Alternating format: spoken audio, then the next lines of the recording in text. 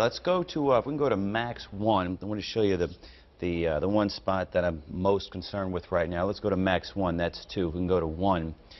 Show you what I'm talking about. It's going to be the lower Plaquemines Parish, pretty much the same view here near Orchard, extending all the way down to Pilot Town. I'm going to stop this. All this is heading, I'll put it in motion again, toward Pilot Town. Don't want to forget our friends down there. No, not a whole lot of people.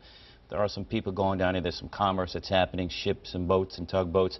This nasty weather is heading in that direction. So we are picking up a little bit of shear in that marshy area just on the west side of the Mississippi River there near the mouth of the river. So that's going to be the biggest concern. Outside of that, as we zoom out, you can see most of the shear, which is an indication of spinning in the atmosphere, is now starting to move offshore and into the coastal areas. So that's good news. We've had our fair share of damaging weather. We've had our fair share of property damage. We just heard the reports there from President John Young of Jefferson Parish of freight cars falling off the Huey P. Long Bridge. So an indication of just how serious this weather was. That's what it can do. It'll take train cars and throw them off the bridge, and that's indeed what has happened. You can see a little spin in the atmosphere here, indicated right about here. You see that? So very turbulent the atmosphere is. As far as lightning goes, most of the lightning, as you can see,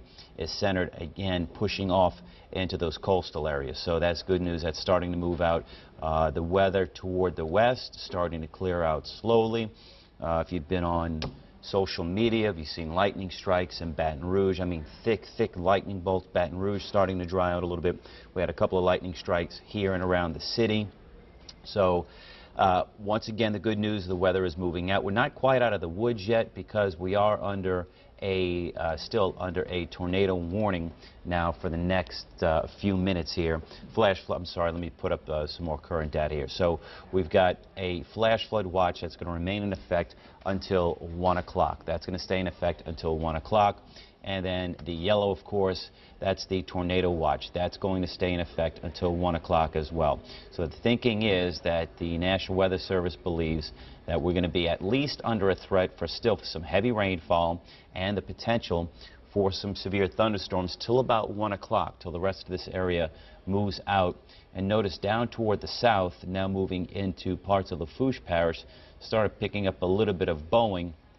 So the threat for strong straight line winds still out there. Notice approaching Galliano right now. If you're in Galliano, be ready. Thunder and lightning heading your way between Chauvin and Galliano.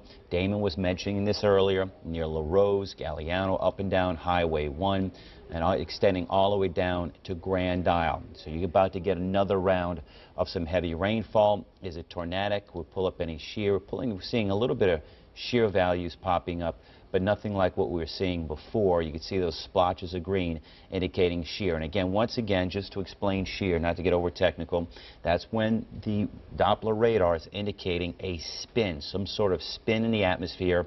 Oftentimes that is a precursor to tornadic activity. And that's we're seeing just a few spots of that right now in and around the Galliano area, but nothing widespread as we were seeing before. You see some heavy rainfall pushing across the area. We'd seen upwards of about 2 3/4 to 3 inches of rainfall pushing through. And again, lightning still a possibility, although not seeing the type of lightning we were seeing earlier. This is what pushed through. All of this right now moving into Lake Borgne and the marshy areas of St. Bernard Parish. That's what's moving out into the sounds here, into the Breton Sound and the Chandelier Sound. So we'll take it. We'll take the drying out because it's a pretty nice bout of some severe weather. So once again, just to get you reoriented, we are still, despite the fact that a lot of the heaviest and the nastiest rain is beginning to move out, until 1 o'clock, we do remain under a severe thunderstorm watch. We also remain under a flash flood watch. The heaviest rainfall right now looks to be right around the Buras area, all the way down to about, say, Pilot Town in the mouth of the river. So if you had plans of maybe going that way, maybe you want to get some fishing in, take the boat out, definitely wouldn't do it in that area. Also in and around Golden Meadow, Galliano, Grand Isle, I'd hold in place, let all of this pass before you even think about taking the boat out. So once again, still tracking a line of some heavy showers and storms some of it severe at times. With some more information, we're going to toss it over to anchor Charles Divins. Yeah, James.